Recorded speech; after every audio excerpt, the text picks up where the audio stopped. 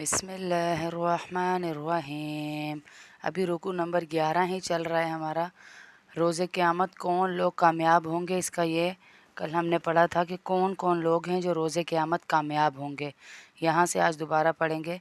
मसलु मा युनफ़िकून फ़ी हाज़िहिल हयातिद दुन्या कमसलि रीहिन फ़ीहा सिर्रुन असाबत हर्स कौमिन ज़लमू अनफुसहुम फ़अहलकत वमा ज़लमहुमुल्लाहु वलाकिन अनफुसहुम यज़लिमून। जो कुछ ये लोग दुनियावी ज़िंदगी में ख़र्च करते हैं, इसकी मिसाल ऐसी है जैसे एक सख्त सर्दी वाली तेज़ हवा जो इन लोगों की खेती को जा लगे, जिन्होंने अपनी जानों पर जुल्म कर रखा हो, वो इस खेती को बर्बाद कर दे। इन पर अल्लाह ने जुल्म नहीं किया, ये जुल्म अल्लाह ने नहीं किया बताया जा रहा है, बल्कि वो ख़ुद अपनी जानों पर जुल्म करते हैं। यानी दिखलावे का ख़र्च करने वालों के लिए मज़म्मत हो रही है ये कि जो दिखलावे के लिए ख़र्च करते हैं ना, उनकी मिसाल ऐसी है जैसे सख्त सर्दी इनकी खेती को जा लगे और खेती बर्बाद हो जाए। काफ़िर लोग जो कुछ भी खैरात वग़ैरह करते हैं, अल्लाह ताला इनका सिला नहीं देंगे। अल्लाह ने वाज़ेह अल्फाज में यहाँ पर बता दिया। जो हम कहते हैं ना वो बहुत चैरिटी के काम करते हैं, बहुत नेक है, बहुत हर चीज़ में वो है, अल्लाह कह रहा है मैं ईमान से कीमत लगाता हूँ। जिसके अंदर से ईमान निकल गया, उसकी किसी चीज़ की मैं कीमत नहीं लगाऊँगा। इनके कुफ्र की वजह से इसका सवाब आखिरत में नहीं मिलता। लिहाजा इनके खैर अमाल की मिसाल एक खेती की सी है और इनके कुफ्र की मिसाल इस तेज़ आंधी की है जिसमें पाला भी हो और वो अच्छी खासी खेती को बर्बाद कर डाले। कि यानी कोई फ़ायदा नहीं, कुफ्र ज़्यादा है और नेकी का अमल कम है, लेकिन अल्लाह उस नेकी का अजर इनको दुनिया में ज़रूर दे देता है। इन्होंने किसी के साथ अच्छा किया हो तो दुनिया में इनके साथ अच्छा हो जाता है, लेकिन आखिरत में अल्लाह कह रहे हैं इनका कोई हिस्सा नहीं है। या अय्युहल्लज़ीना आमनू, फिर अल्लाह ईमान वालों को पुकारें, ला तत्तखिज़ू बितानतम मिन दूनिकुम ला यअलूनकुम खबाला वद्दू मा अनित्तुम क़द बदतिल बग़ज़ाउ मिन अफ़वाहिहिम वमा तुख़फ़ी सुदूरुहुम अकबरु क़द बय्यन्ना लकुमुल आयाति इन कुन्तुम ताक़िलून। ए ईमान वालों, अपने से बाहर किसी को राजदार ना बनाना। ये लोग तुम्हारी बदख्वाही में कोई कसर नहीं उठा रखेंगे। ये लोग कौन लोग, किस बारे में बता रहे हैं? मदीना मुनव्वरा में औस और खजरज के जो कबीले आबाद थे, ज़माना दराज से यहूदियों के साथ इनके बहुत दोस्ताना ताल्लुक़ थे। जैसे अभी भी कुछ लोग बाहर चले जाते हैं तो इनके साथ ऐसे ताल्लुक़ हो जाते हैं जैसे फैमिलीज़ हैं, एक साथ रह रहे होते हैं, एक साथ बस रहे होते हैं, बच्चे एक साथ बड़े होते हैं। तो अल्लाह उन लोगों को नसीहत कर रहे हैं कि दोस्ताना ताल्लुकात चले आते थे। जब औस और खजरज के लोग मुसलमान हो गए तो वो इन यहूदियों के साथ अपनी दोस्ती निभाते रहे, मगर यहूदियों का ये हाल था कि ज़ाहिर में तो वो दोस्ताना अंदाज में रहा करते थे और इनमें से कुछ लोग भी ज़ाहिर करते थे कि वो मुसलमान हो गए हैं। यानी वो ज़ाहिर ये करते थे हम तुम्हारी दोस्ती की वजह से तुम्हारे ही मज़हब में आ गए, लेकिन अंदर से वो मुसलमान नहीं होते थे। लेकिन इनके दिलों में मुसलमानों के ख़िलाफ़ बुग़्ज़ भरा हुआ होता था। कभी ऐसा भी होता कि मुसलमान इनकी दोस्ती पर भरोसा करते हुए सादे लोग थे तो अपने कोई ना कोई राज बता दिया करते थे। तो यहाँ पे इस आयत में अल्लाह कह रहे हैं कि किसी काफ़र को कभी भी अपने घर के राज ना देना, अपने मुल्क के राज ना देना, अपने इस्लाम दीन के जो खुले खुले तुम्हारे ऊपर मेरे वादे हैं वो तो दे दो, लेकिन कोई भी अपने घर से रिलेट बात इनके साथ राजदाना तौर पे मत करना। ये तुम्हारे दुश्मन है, अल्लाह के ने कभी दोस्त नहीं बन रहे। इनकी दिली ख्वाहिश ये है कि तुम तकलीफ़ उठाओ। हमारी सोच समझ हमारी बहुत कम है, जो अल्लाह हमें नसीहत कर रहा है ये बहुत ज़्यादा है।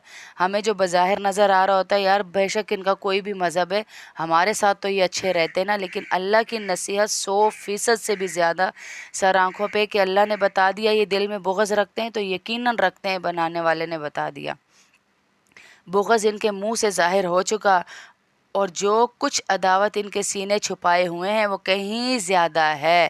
یعنی ایک تو منہ پہ ان کے ظاہر ہو رہا ہے کہ یہ بغض رکھتے ہیں، کسی ہماری خوشی سے خوش نہیں ہوتے، اندر ہی اندر ان کے یہ بات ہوتی ہے کہ یار یہ لوگ تو ڈیزرو ہی نہیں کرتے تھے، ڈیزرو تو ہم لوگ کرتے ہیں، یہ تھوڑی ڈیزرو کرتے تھے. اور اس بات کے اللہ پاک کہہ رہے ہیں ان کے سینوں میں جو ہے وہ تو تم جانتے ہی نہیں ہو، ابھی تو تمہارے سامنے ان کا ظاہری لباس میں نے کھولا ہے، تو یہ تم سے ایسی باتیں کر رہے ہیں. اور پھر اللہ کہہ رہے ہم نے پتے کی باتیں تمہیں کھول کھول کے بتا دی ہیں، بعد میں نہ کہنا پھر کہ ہم نے دھوکہ کھایا یا ہمیں پتہ ہوتا. میں نے سب کچھ تمہیں بتا دیا، بشرطیہ کہ تم سمجھ سے کام لے لو. یہ ان کن تم تاکلون، بشرطیہ تم سمجھ سے کام لے لو.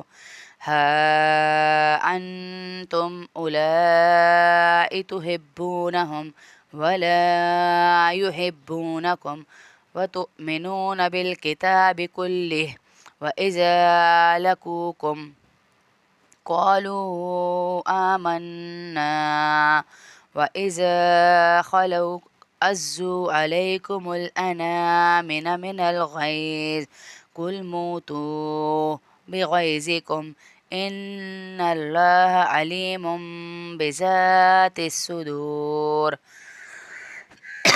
دیکھو تم تو ایسے ہو کہ ان سے محبت رکھتے ہو، اللہ کہہ رہے ہیں، مگر وہ تم سے محبت نہیں رکھتے، اور تم تو تمام آسمانی کتابوں پر بھی ایمان رکھتے ہو. اللہ وجہ بتا رہے ہیں کس وجہ سے وہ تم سے محبت نہیں رکھتے. تم تمام آسمانی کتابوں پر، اللہ کے انبیاء پر، چاہے وہ 1.25 انبیاء ہیں جن کے ہمیں نام بھی نہیں بے شک پتہ، لیکن ہمارا ایمان ہے کہ وہ اللہ کے بھیجے ہوئے رسول ہے، اللہ نے ہماری طرف انہیں نبی بنا کر بھیجا. اللہ کہہ رہے تم تو ان پر ایمان رکھتے ہو، اور ان کا یہ حال ہے کہ جب وہ تم سے ملتے ہیں تو کہتے ہیں ہم قرآن پر ایمان لے آئے، اور جب وہ تنہائی میں جاتے ہیں تو تمہارے خلاف غصے کے مارے اپنی انگلیاں چباتے ہیں. یعنی دانتوں میں انگلیاں ڈال ڈال کر ان کو غصہ آ رہا ہوتا ہے. پھر اللہ کہہ رہے کل موتوا بغیظکم، تم ان سے کہہ دو کہ اپنے غصے میں جلو مرو، جو مرضی کرو. ان اللہ علیم بذات الصدور، اللہ سینوں میں چھپی ہوئی تمام باتوں کو جانتا ہے. ان تمسسکم حسنۃ تسؤہم وان تصبکم سیئۃ یفرحوا بها وان تصبروا وتتقوا لا یضرکم کیدہم شیئا ان اللہ بما یعملون محیط.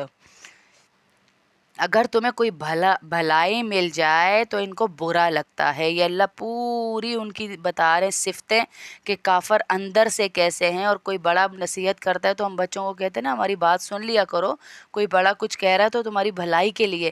ایسے ہی اللہ ہمیں بار بار کہہ رہے ہیں اگر عقل رکھتے ہو تو میں نے ان کو بنایا ہے، میں جانتا ہوں ان کو، جو تمہیں نظر نہیں آ رہا وہ میں دیکھتا ہوں. یہ تمہارے لیے اندر ان کو تمہیں کوئی بھلائی مل جائے تو ان کو برا لگتا ہے. ان تمسسکم حسنہ، تمہیں کوئی برائی مل جائے، تسؤہم، ان کو بہت برا لگتا ہے. اگر تمہیں کوئی گزند پہنچے تو یہ اس سے خوش ہوتے ہیں. یعنی کوئی تمہیں ناراضگی پہنچی ہے، کوئی بری بات پہنچی ہے، کوئی دکھ پہنچا ہے تو یہ اس سے خوش ہوتے ہیں. اگر تم صبر اور تقوی سے کام لو تو ان کی چالیں تمہیں کوئی نقصان نہیں پہنچائیں گی.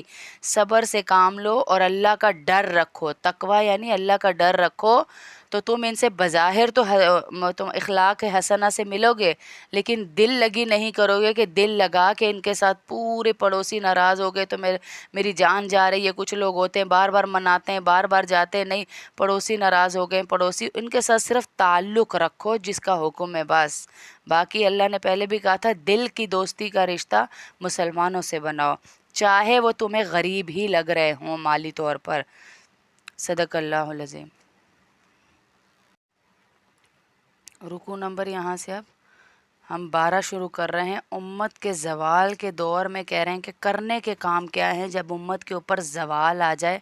اللہ اس رکو میں ہمیں وہ چیزیں بتا رہے ہیں. رکو نمبر 12. بسم اللہ الرحمن الرحیم. وَإِذْ غَدَوْتَ مِنْ أَهْلِكَ تُبَوِّئُ الْمُؤْمِنِينَ مَقَاعِدَ لِلْقِتَالِ وَاللَّهُ سَمِيعٌ عَلِيمٌ. إذ همت طائفتان منكم أن تفشلا والله وليهما وعلى الله فليتوكل المؤمنون۔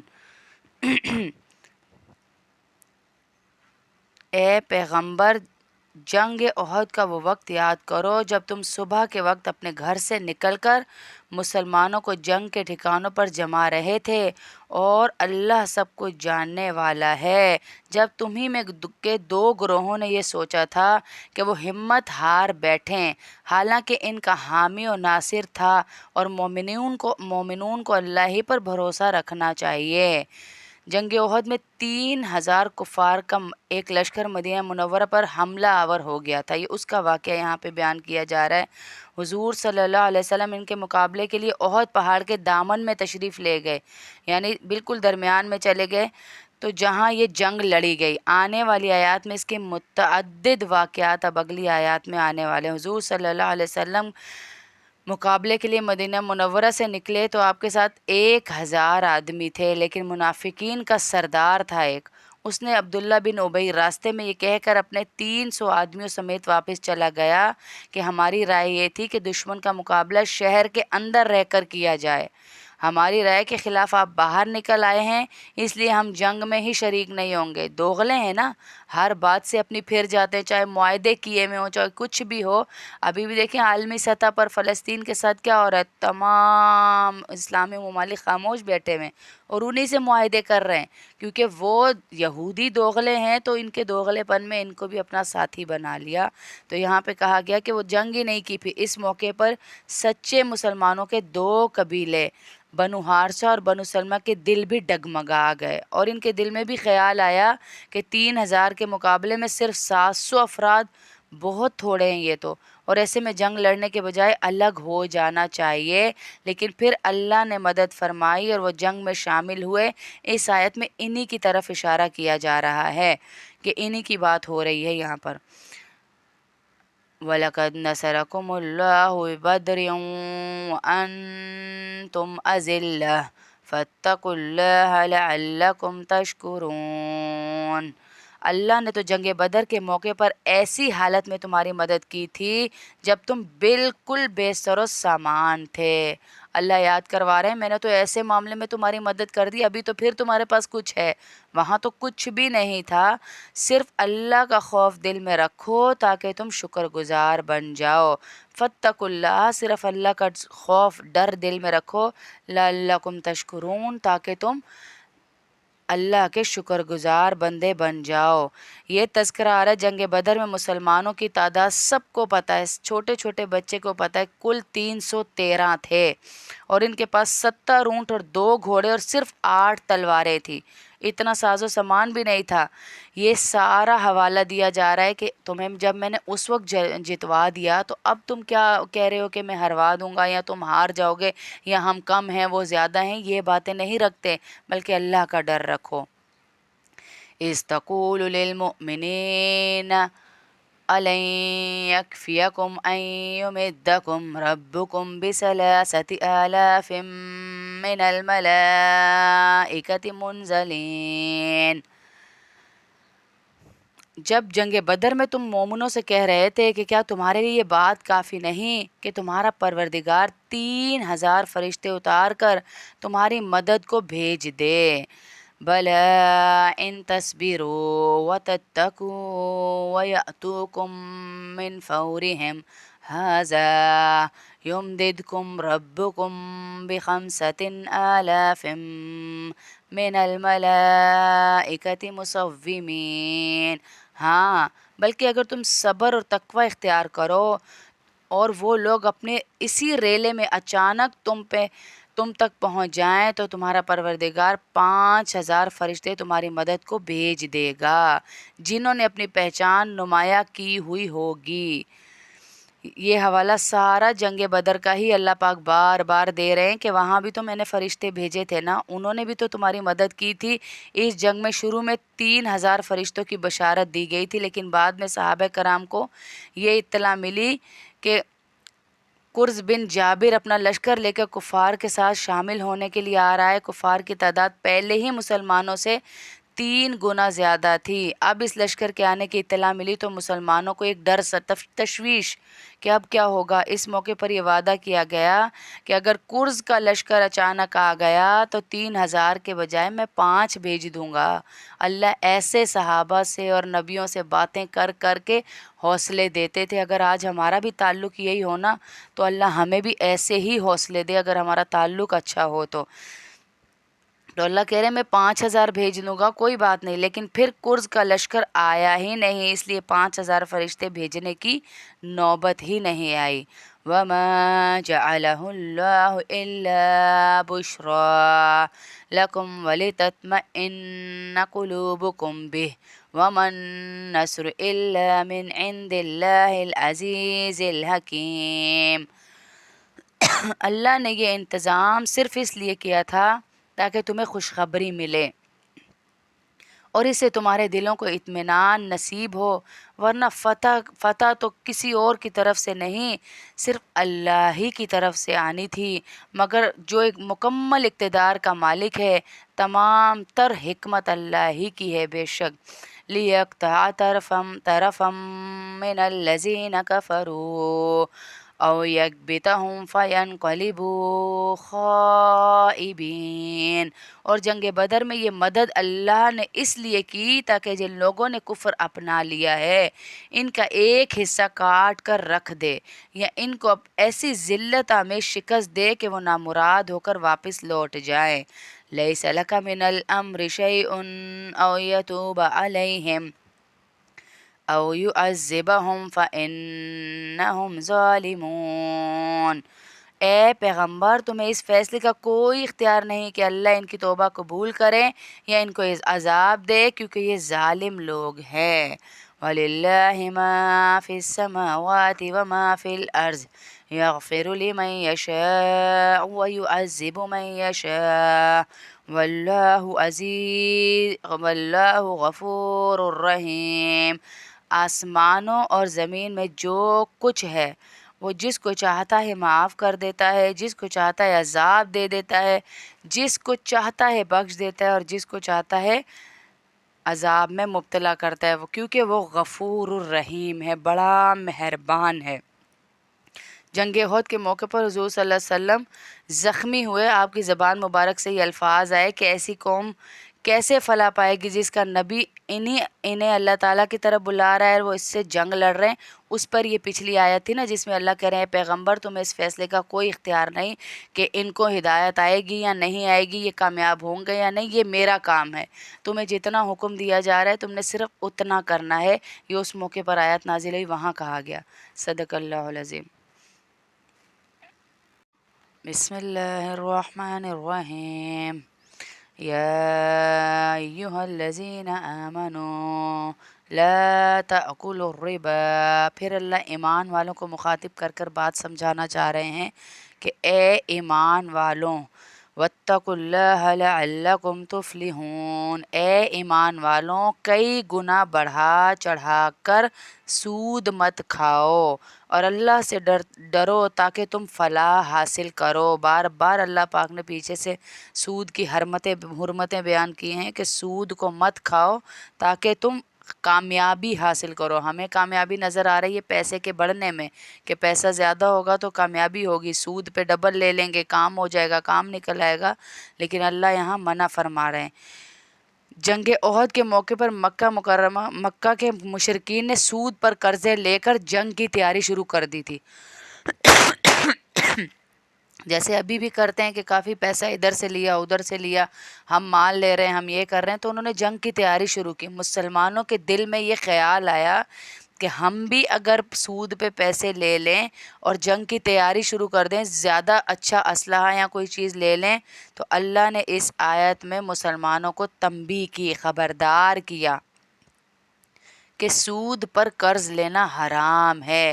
یہاں سود کو کئی گنا بڑھا کر کھانے کا جو ذکر ہے، اس کا مطلب یہ نہیں کہ کم شرح پر سود کی اجازت ہے، بلکہ اس وقت چونکہ سودی قرضوں میں بکثرت یہی ہوتا آ رہا ہے کہ بڑھتا جا رہا ہے، زیادہ لیتے جاؤ، کئی لوگ خودکشیوں تک چلے گئے پوری پوری فیملیز کو ڈبو کر چلے گئے. ہماری اپنی نظروں کے سامنے ایسے لوگ ہیں جنہوں نے یہ اب جیسے بینک لون پہ گاڑیاں دے رہا ہے, لون پہ گھر دے رہا ہے, لون پہ ذرا سا کاروبار ان کا اٹھتا ہے, لون پہ ساری چیزیں لے لیتے, جب کاروبار ڈوبتا ہے تو گھر بھی چھن رہا ہے, گاڑی بھی چھن رہی ہے, بچوں کو, شوہروں کو, بیویوں کو آسائشوں کی عادت ہو گئی ہے. جب یہ آسائشیں چھنتی ہیں تو وہ نا امید ہو جاتے ہیں اور خودکشی تک, حرام موت تک جا رہے ہیں.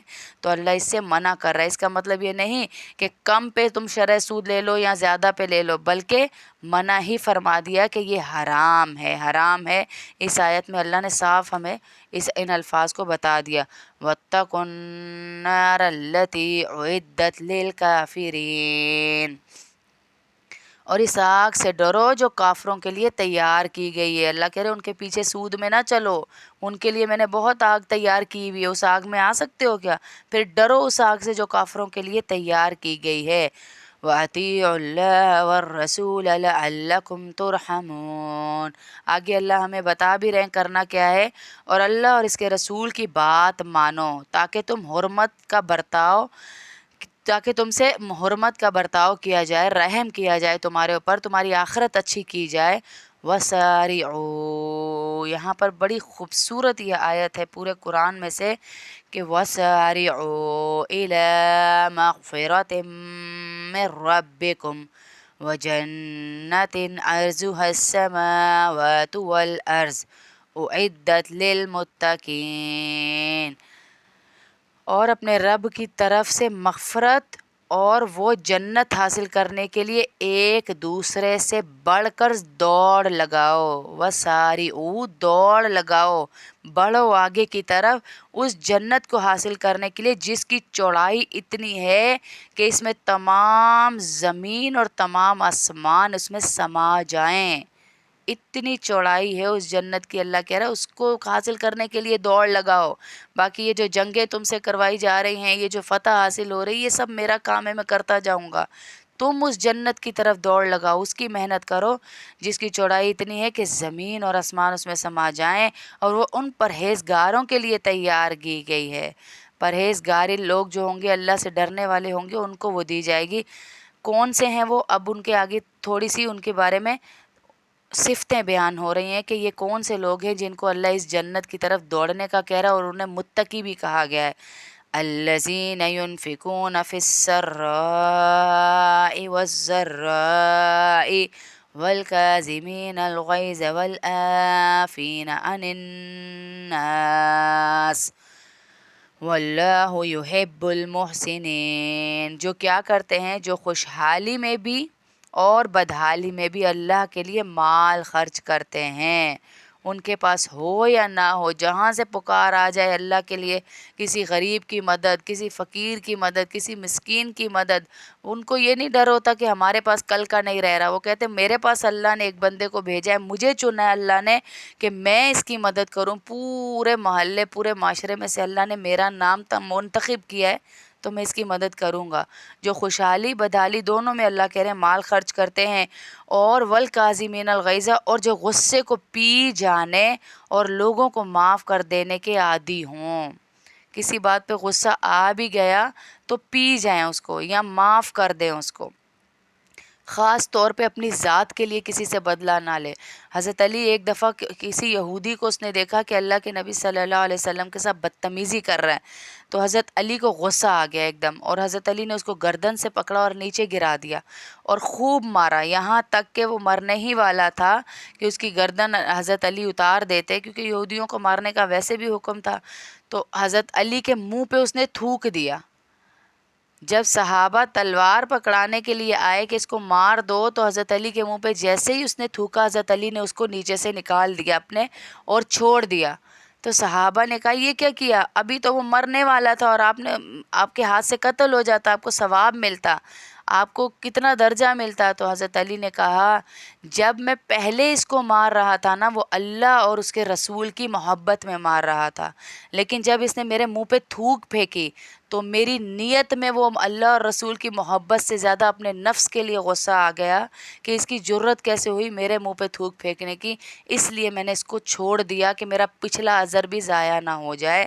تو اللہ یہاں پر یہ کہہ رہے غصے کو پی جاؤ اور لوگوں کو معاف کر دو، میرے لیے معاف کرو۔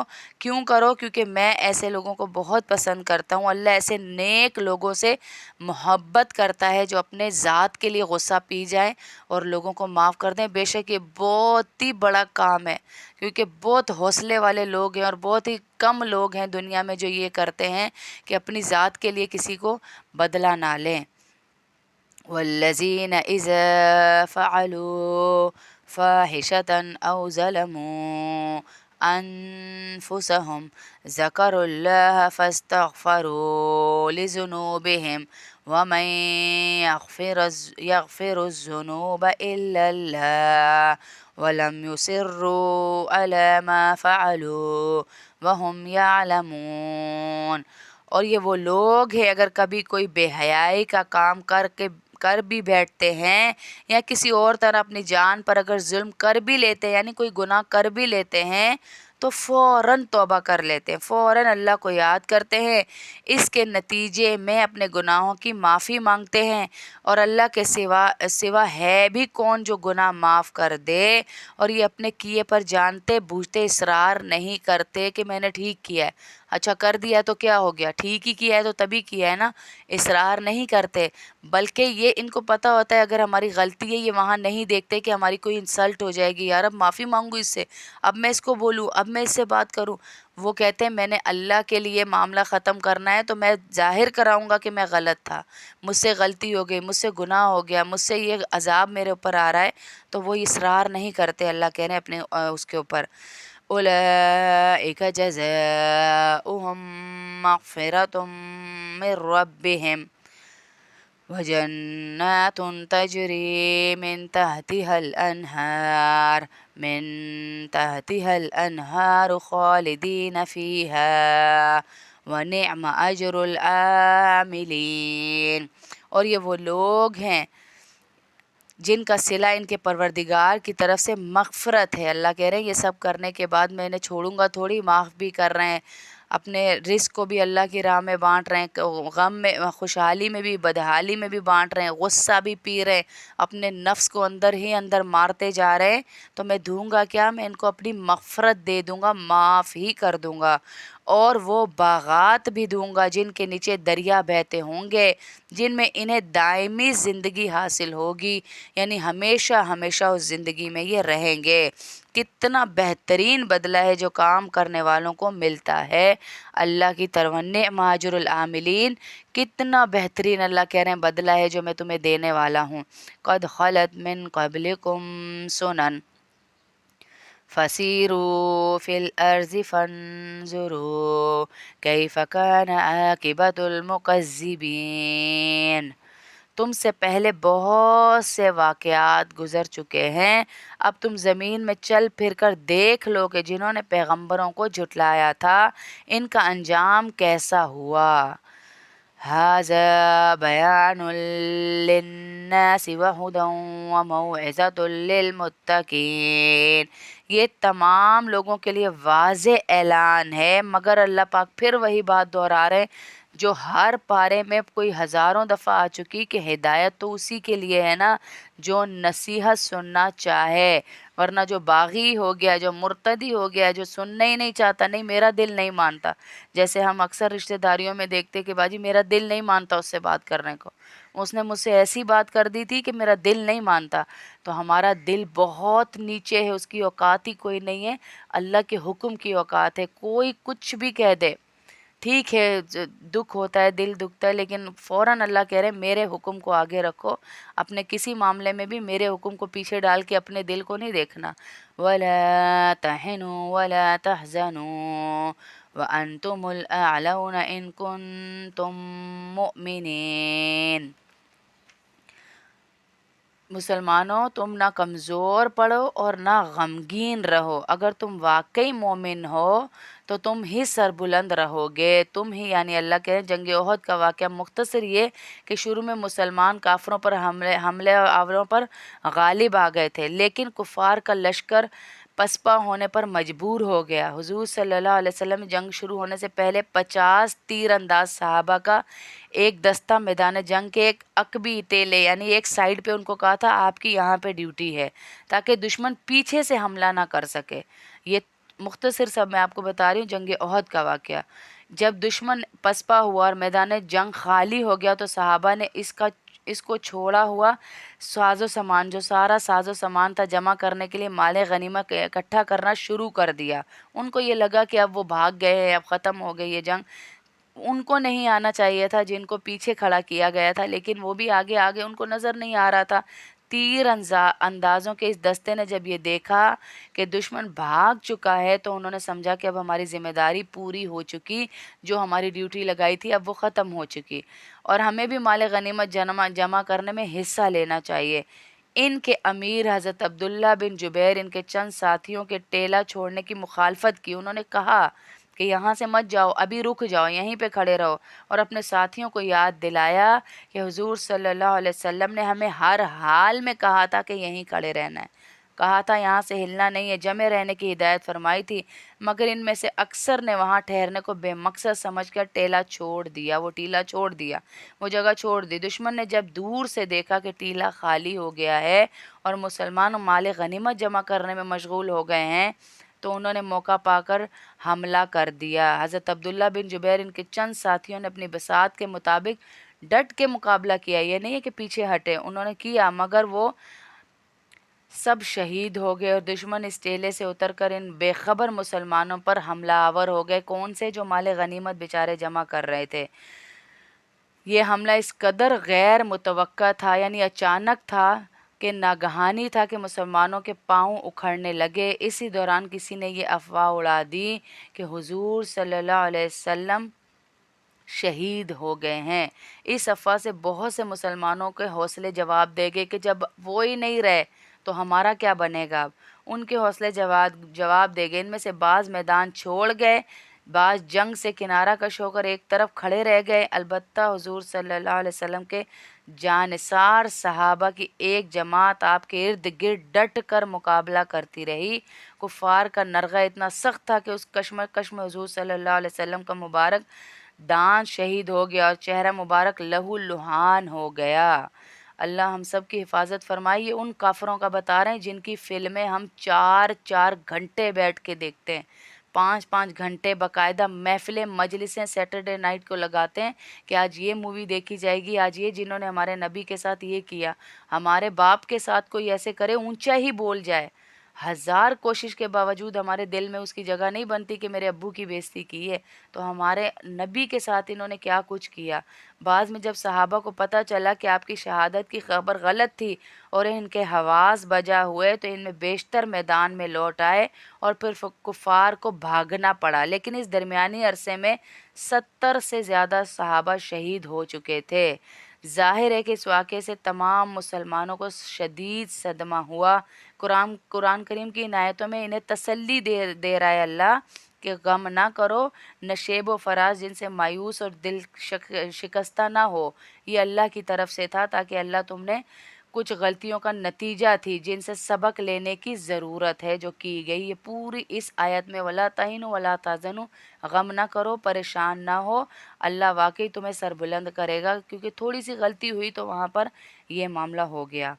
إِن يَمْسَسْكُمْ قَرْحٌ فَقَدْ مَسَّ الْقَوْمَ قَرْحٌ مِثْلُهُ وَتِلْكَ الْأَيَّامُ نُدَاوِلُهَا بَيْنَ النَّاسِ وَلِيَعْلَمَ اللَّهُ الَّذِينَ آمَنُوا وَيَتَّخِذَ مِنكُمْ شُهَدَاءَ وَاللَّهُ لَا يُحِبُّ الظَّالِمِينَ وَلِيُمَحِّصَ اللَّهُ الَّذِينَ آمَنُوا وَيَمْحَقَ الْكَافِرِينَ۔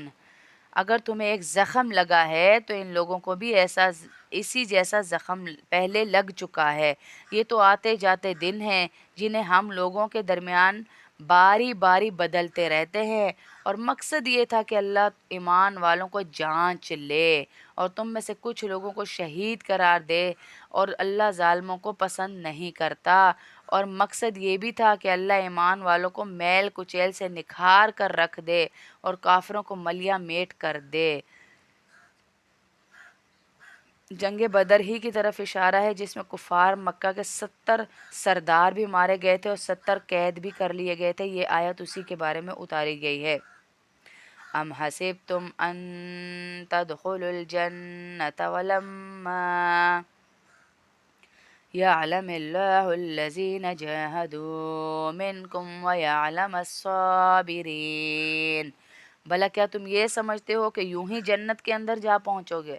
یعنی تم سمجھ رہے ہو تم نے جنت کا ٹکٹ جیب میں رکھا ہوا ہے، کوئی محنت نہ کرنی پڑے، اور جنت یہ ان صحابہ کو کہا جا رہا ہے جنہوں نے اپنی جانیں ہی دے دی. تو ہم کس کیٹیگری میں سوچے آ رہے ہیں جن کو پتہ ہی نہیں کہ ہماری اصل محنت جنت کی ہونی چاہیے، ہماری محنت پیسوں کی، فیکٹریوں کی، گاڑیوں کی، ان چیزوں کی ہے. تو یہ ان صحابہ کو تنبیہ ہو رہی ہے کہ ام حسبتم، کیا تم یہ سمجھتے ہو کہ تمہارے لیے جنت یوں ہی مل جائے گی تمہیں؟ حالانکہ ابھی تک اللہ نے تم میں سے ان لوگوں کو جانچ کر نہیں دیکھا جو جہاد کرے، اور نہ ان کو جانچ کر دیکھا جو سابق قدم رہنے والے ہیں. وَلَقَدْ كُنْتُمْ تَمَنَّوْنَ الْمَوْتَ مِنْ قَبْلِ أَنْ تَلْقَوْهُ فَقَدْ رَأَيْتُمُوهُ وَأَنْتُمْ تَنْظُرُونَ. اور تم تو خود موت کا سامنا کرنے سے پہلے شہادت کی موت کی تمنا کیا کرتے تھے. جو لوگ جنگ بدر میں شریک نہیں ہو سکے تھے ان کو بتایا جا رہا ہے وہ شہدائے بدر کی فضیلت سن کر تمنا کیا کرتے تھے کاش ہم رتبہ حاصل کر لیں شہادت کا. تو اب کیا ہوا؟ چنانچہ اب تم نے کھلی آنکھوں سے اسے دیکھ لیا ہے. جی پڑھنا ہے تو پڑھ لیں، ویسے ٹائم تو ہو. بسم اللہ الرحمن الرحیم. یا ایہا الذین آمنوا لا تأکلوا الربا. پھر اللہ ایمان والوں کو مخاطب کر کر بات سمجھانا چاہ رہے ہیں کہ اے ایمان والوں، واتقوا اللہ لعلکم تفلحون، اے ایمان والوں کئی گنا بڑھا چڑھا کر سود مت کھاؤ اور اللہ سے ڈرو تاکہ تم فلاح حاصل کرو. بار بار اللہ پاک نے پیچھے سے سود کی حرمتیں بیان کی ہیں کہ سود کو مت کھاؤ تاکہ تم کامیابی حاصل کرو. ہمیں کامیابی نظر آ رہی ہے پیسے کے بڑھنے میں کہ پیسہ زیادہ ہوگا تو کامیابی ہوگی، سود پہ ڈبل لے لیں گے، کام ہو جائے گا، کام نکل آئے گا. لیکن اللہ یہاں منع فرما رہے ہیں. جنگ احد کے موقع پر مکہ کے مشرکین نے سود پر قرضے لے کر جنگ کی تیاری شروع کر دی تھی. جیسے ابھی بھی کرتے ہیں کہ کافی پیسہ ادھر سے لیا ادھر سے لیا، ہم مال لے رہے ہیں، ہم یہ کر رہے ہیں. تو انہوں نے جنگ کی تیاری شروع کی. مسلمانوں کے دل میں یہ خیال آیا کہ ہم بھی اگر سود پہ پیسے لے لیں اور جنگ کی تیاری شروع کر دیں، زیادہ اچھا اسلحہ یا کوئی چیز لے لیں. تو اللہ نے اس آیت میں مسلمانوں کو تنبیہ کی، خبردار کیا کہ سود پر قرض لینا حرام ہے. یہاں سود کو کئی گنا بڑھا کر کھانے کا جو ذکر ہے، اس کا مطلب یہ نہیں کہ کم شرح پر سود کی اجازت ہے، بلکہ اس وقت چونکہ سودی قرضوں میں بکثرت یہی ہوتا آ رہا ہے کہ بڑھتا جا رہا ہے، زیادہ لیتے جاؤ. کئی لوگ خودکشیوں تک چلے گئے، پوری فیملیز کو ڈبو کر چلے گئے. ہماری اپنی نظروں کے سامنے ایسے لوگ ہیں جنہوں نے یہ اب جیسے بینک لون پہ گاڑیاں دے رہا ہے، لون پہ گھر دے رہا ہے، لون پہ ذرا سا کاروبار ان کا اٹھتا ہے، لون پہ ساری چیزیں لے لیتے. جب کاروبار ڈوبتا ہے تو گھر بھی چھن رہا ہے، گاڑی بھی چھن رہی ہے، بچوں کو، شوہروں کو، بیویوں کو آسائشوں کی عادت ہو گئی ہے. جب یہ آسائشیں چھنتی ہیں تو وہ نا امید ہو جاتے ہیں اور خودکشی تک، حرام موت تک جا رہے ہیں. تو اللہ اس سے منع کر رہا ہے. اس کا مطلب یہ نہیں کہ کم پہ تم شرح سود لے لو یا زیادہ پہ لے لو، بلکہ منع ہی فرما دیا کہ یہ حرام ہے. اس آیت میں اللہ نے صاف ہمیں ان الفاظ کو بتا دیا. وَاتَّقُوا النَّارَ الَّتِي أُعِدَّتْ لِلْكَافِرِينَ. اور اس آگ سے ڈرو جو کافروں کے لیے تیار کی گئی ہے. اللہ کہہ رہے ان کے پیچھے سود میں نہ چلو، ان کے لیے میں نے بہت آگ تیار کی ہوئی ہے، اس آگ میں آ سکتے ہو کیا؟ پھر ڈرو اس آگ سے جو کافروں کے لیے تیار کی گئی ہے. وَأَطِيعُوا اللَّهَ وَالرَّسُولَ لَعَلَّكُمْ تُرْحَمُونَ. آگے اللہ ہمیں بتا بھی رہے ہیں کرنا کیا ہے.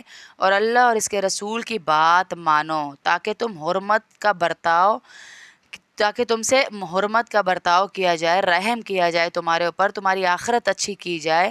وَسَارِعُوا یہاں پر بڑی خوبصورت یہ آیت ہے پورے قرآن میں سے کہ وَسَارِعُوا إِلَى مَغْفِرَةٍ مِّن رَبِّكُمْ وَجَنَّةٍ عَرْضُهَا السَّمَاوَاتُ وَالْأَرْضُ اُعِدَّتْ لِلْمُتَّقِينَ،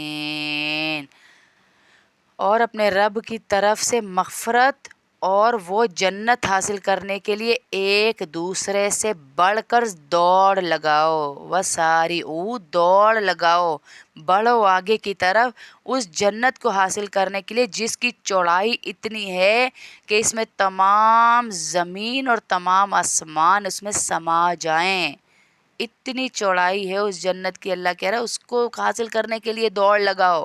باقی یہ جو جنگیں تم سے کروائی جا رہی ہیں، یہ جو فتح حاصل ہو رہی، یہ سب میرا کام ہے، میں کرتا جاؤں گا۔ تم اس جنت کی طرف دوڑ لگاؤ، اس کی محنت کرو جس کی چوڑائی اتنی ہے کہ زمین اور آسمان اس میں سما جائیں، اور وہ ان پرہیزگاروں کے لیے تیار کی گئی ہے۔ پرہیزگار لوگ جو ہوں گے، اللہ سے ڈرنے والے ہوں گے، ان کو وہ دی جائے گی۔ کون سے ہیں وہ؟ اب ان کے آگے تھوڑی سی ان کے بارے میں صفتیں بیان ہو رہی ہیں کہ یہ کون سے لوگ ہیں جن کو اللہ اس جنت کی طرف دوڑنے کا کہہ رہا ہے، اور انہیں متقی بھی کہا گیا ہے۔ الذین ينفقون فی السراء والضراء والکاظمین الغیظ والعافین عن الناس واللہ یحب المحسنین، جو کیا کرتے ہیں؟ جو خوشحالی میں بھی اور بدحالی میں بھی اللہ کے لیے مال خرچ کرتے ہیں، ان کے پاس ہو یا نہ ہو، جہاں سے پکار آ جائے اللہ کے لیے، کسی غریب کی مدد، کسی فقیر کی مدد، کسی مسکین کی مدد، ان کو یہ نہیں ڈر ہوتا کہ ہمارے پاس کل کا نہیں رہ رہا۔ وہ کہتے ہیں میرے پاس اللہ نے ایک بندے کو بھیجا ہے، مجھے چنا ہے اللہ نے کہ میں اس کی مدد کروں، پورے محلے پورے معاشرے میں سے اللہ نے میرا نام منتخب کیا ہے تو میں اس کی مدد کروں گا۔ جو خوشحالی بدحالی دونوں میں اللہ کہہ رہے ہیں مال خرچ کرتے ہیں، اور والکاظمین الغیظ، اور جو غصے کو پی جانے اور لوگوں کو معاف کر دینے کے عادی ہوں۔ کسی بات پہ غصہ آ بھی گیا تو پی جائیں اس کو یا معاف کر دیں اس کو، خاص طور پہ اپنی ذات کے لیے کسی سے بدلہ نہ لے۔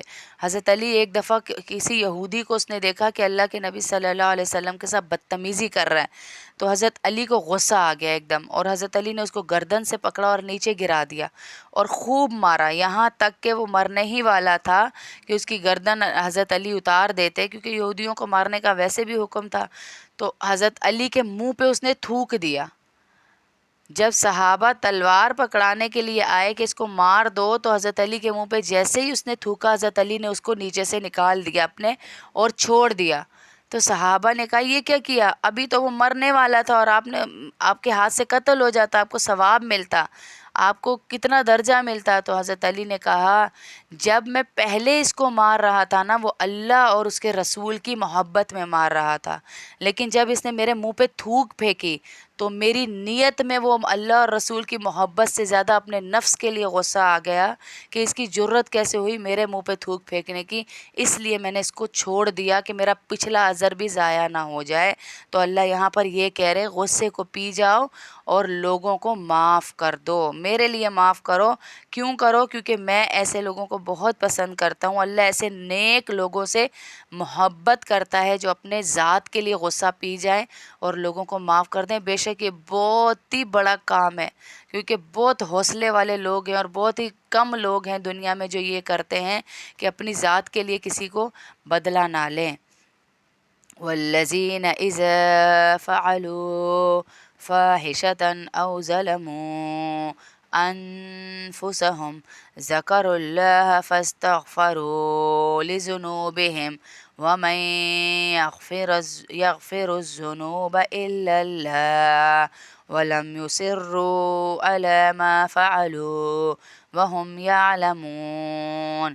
اور یہ وہ لوگ ہیں اگر کبھی کوئی بے حیائی کا کام کر بھی بیٹھتے ہیں، یا کسی اور طرح اپنی جان پر اگر ظلم کر بھی لیتے ہیں، یعنی کوئی گناہ کر بھی لیتے ہیں، تو فوراً توبہ کر لیتے ہیں، فوراً اللہ کو یاد کرتے ہیں، اس کے نتیجے میں اپنے گناہوں کی معافی مانگتے ہیں، اور اللہ کے سوا ہے بھی کون جو گناہ معاف کر دے، اور یہ اپنے کیے پر جانتے بوجھتے اصرار نہیں کرتے کہ میں نے ٹھیک کیا ہے، اچھا کر دیا تو کیا ہو گیا، ٹھیک ہی کیا ہے تو تبھی کیا ہے نا، اصرار نہیں کرتے، بلکہ یہ ان کو پتہ ہوتا ہے اگر ہماری غلطی ہے، یہ وہاں نہیں دیکھتے کہ ہماری کوئی انسلٹ ہو جائے گی، یار اب معافی مانگوں اس سے، اب میں اس کو بولوں، اب میں اس سے بات کروں، وہ کہتے ہیں میں نے اللہ کے لیے معاملہ ختم کرنا ہے تو میں ظاہر کراؤں گا کہ میں غلط تھا، مجھ سے غلطی ہو گئی، مجھ سے گناہ ہو گیا، مجھ سے یہ عذاب میرے اوپر آ رہا ہے، تو وہ اصرار نہیں کرتے، اللہ کہہ رہے ہیں اپنے اس کے اوپر اولئک جزاؤہم مغفرۃ من ربہم وجنات تجری من تحتها الانہار خالدین فیہا ونعم اجر العاملین۔ اور یہ وہ لوگ ہیں جن کا صلہ ان کے پروردگار کی طرف سے مغفرت ہے۔ اللہ کہہ رہے ہیں یہ سب کرنے کے بعد میں انہیں چھوڑوں گا تھوڑی، معاف بھی کر رہے ہیں، اپنے رزق کو بھی اللہ کی راہ میں بانٹ رہے ہیں، غم میں خوشحالی میں بھی بدحالی میں بھی بانٹ رہے ہیں، غصہ بھی پی رہے ہیں، اپنے نفس کو اندر ہی اندر مارتے جا رہے ہیں، تو میں دوں گا کیا، میں ان کو اپنی مغفرت دے دوں گا، معاف ہی کر دوں گا، اور وہ باغات بھی دوں گا جن کے نیچے دریا بہتے ہوں گے، جن میں انہیں دائمی زندگی حاصل ہوگی، یعنی ہمیشہ ہمیشہ اس زندگی میں یہ رہیں گے۔ کتنا بہترین بدلہ ہے جو کام کرنے والوں کو ملتا ہے اللہ کی طرف، نعم اجر العاملین، کتنا بہترین اللہ کہہ رہے ہیں بدلہ ہے جو میں تمہیں دینے والا ہوں۔ قد خلت من قبلکم سنن فسیروا فی الارض فانظروا کیف کان عاقبۃ المکذبین۔ تم سے پہلے بہت سے واقعات گزر چکے ہیں، اب تم زمین میں چل پھر کر دیکھ لو کہ جنہوں نے پیغمبروں کو جھٹلایا تھا ان کا انجام کیسا ہوا۔ ھذا بیان للناس وہدی وموعظۃ للمتقین۔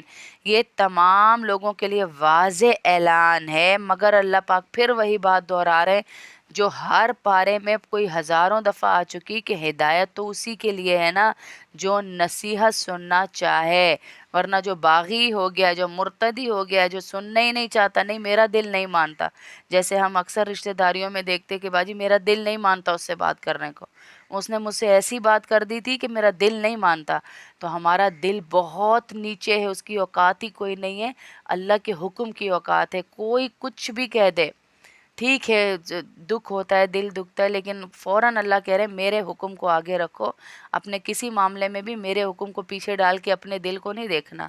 وَلَا تَهِنُوا وَلَا تَحْزَنُوا وَأَنْتُمُ الْأَعْلَوْنَ إِن كُنتُم مُؤْمِنِينَ۔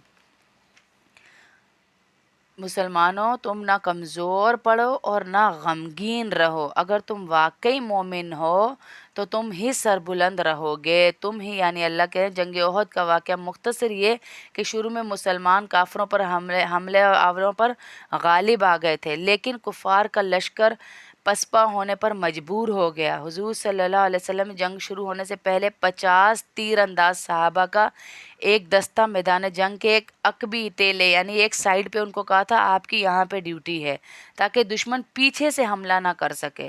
یہ مختصر سب میں آپ کو بتا رہی ہوں جنگ احد کا واقعہ۔ جب دشمن پسپا ہوا اور میدان جنگ خالی ہو گیا تو صحابہ نے اس کو چھوڑا ہوا ساز و سامان، جو سارا ساز و سامان تھا، جمع کرنے کے لیے مال غنیمت اکٹھا کرنا شروع کر دیا۔ ان کو یہ لگا کہ اب وہ بھاگ گئے ہیں، اب ختم ہو گئی یہ جنگ، ان کو نہیں آنا چاہیے تھا جن کو پیچھے کھڑا کیا گیا تھا، لیکن وہ بھی آگے آگے، ان کو نظر نہیں آ رہا تھا۔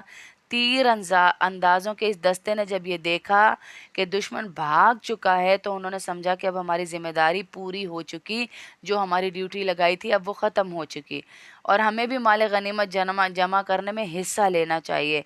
ان کے امیر حضرت عبداللہ بن جبیر ان کے چند ساتھیوں کے ٹیلا چھوڑنے کی مخالفت کی، انہوں نے کہا کہ یہاں سے مت جاؤ، ابھی رک جاؤ، یہیں پہ کھڑے رہو، اور اپنے ساتھیوں کو یاد دلایا کہ حضور صلی اللہ علیہ وسلم نے ہمیں ہر حال میں کہا تھا کہ یہیں کھڑے رہنا ہے، کہا تھا یہاں سے ہلنا نہیں ہے، جمع رہنے کی ہدایت فرمائی تھی، مگر ان میں سے اکثر نے وہاں ٹھہرنے کو بے مقصد سمجھ کر ٹیلا چھوڑ دیا، وہ ٹیلا چھوڑ دیا، وہ جگہ چھوڑ دی۔ دشمن نے جب دور سے دیکھا کہ ٹیلا خالی ہو گیا ہے اور مسلمان مال غنیمت جمع کرنے میں مشغول ہو گئے ہیں تو انہوں نے موقع پا کر حملہ کر دیا۔ حضرت عبداللہ بن جبیر ان کے چند ساتھیوں نے اپنی بساط کے مطابق ڈٹ کے مقابلہ کیا، یہ نہیں ہے کہ پیچھے ہٹے، انہوں نے کیا، مگر وہ سب شہید ہو گئے اور دشمن اس ٹیلے سے اتر کر ان بے خبر مسلمانوں پر حملہ آور ہو گئے۔ کون سے؟ جو مال غنیمت بیچارے جمع کر رہے تھے۔ یہ حملہ اس قدر غیر متوقع تھا، یعنی اچانک تھا کہ ناگہانی تھا کہ مسلمانوں کے پاؤں اکھڑنے لگے۔ اسی دوران کسی نے یہ افواہ اڑا دی کہ حضور صلی اللہ علیہ وسلم شہید ہو گئے ہیں۔ اس افواہ سے بہت سے مسلمانوں کے حوصلے جواب دے گئے کہ جب وہ ہی نہیں رہے تو ہمارا کیا بنے گا اب۔ ان کے حوصلے جواب دے گئے۔ ان میں سے بعض میدان چھوڑ گئے، بعض جنگ سے کنارہ کش ہو کر ایک طرف کھڑے رہ گئے۔ البتہ حضور صلی اللہ علیہ وسلم کے جانثار صحابہ کی ایک جماعت آپ کے ارد گرد ڈٹ کر مقابلہ کرتی رہی۔ کفار کا نرغہ اتنا سخت تھا کہ اس کشمکش میں حضور صلی اللہ علیہ وسلم کا مبارک دانت شہید ہو گیا اور چہرہ مبارک لہو لہان ہو گیا۔ اللہ ہم سب کی حفاظت فرمائے۔ ان کافروں کا بتا رہے ہیں جن کی فلمیں ہم 4 گھنٹے بیٹھ کے دیکھتے ہیں، 5 گھنٹے باقاعدہ محفلیں مجلسیں سیٹرڈے نائٹ کو لگاتے ہیں کہ آج یہ مووی دیکھی جائے گی، آج یہ جنہوں نے ہمارے نبی کے ساتھ یہ کیا، ہمارے باپ کے ساتھ کوئی ایسے کرے اونچا ہی بول جائے، 1000 کوشش کے باوجود ہمارے دل میں اس کی جگہ نہیں بنتی کہ میرے ابو کی بےزتی کی ہے، تو ہمارے نبی کے ساتھ انہوں نے کیا کچھ کیا۔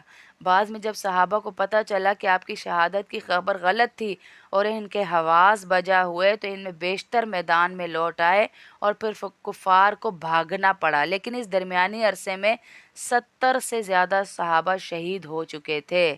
ظاہر ہے کہ اس واقعے سے تمام مسلمانوں کو شدید صدمہ ہوا۔ قرآن کریم کی ان آیتوں میں انہیں تسلی دے رہا ہے اللہ کہ غم نہ کرو، نشیب و فراز جن سے مایوس اور دل شکستہ نہ ہو، یہ اللہ کی طرف سے تھا تاکہ اللہ تم نے کچھ غلطیوں کا نتیجہ تھی جن سے سبق لینے کی ضرورت ہے جو کی گئی۔ یہ پوری اس آیت میں وَلَا تَهِنُوا وَلَا تَحْزَنُوا، غم نہ کرو، پریشان نہ ہو، اللہ واقعی تمہیں سربلند کرے گا، کیونکہ تھوڑی سی غلطی ہوئی تو وہاں پر یہ معاملہ ہو گیا۔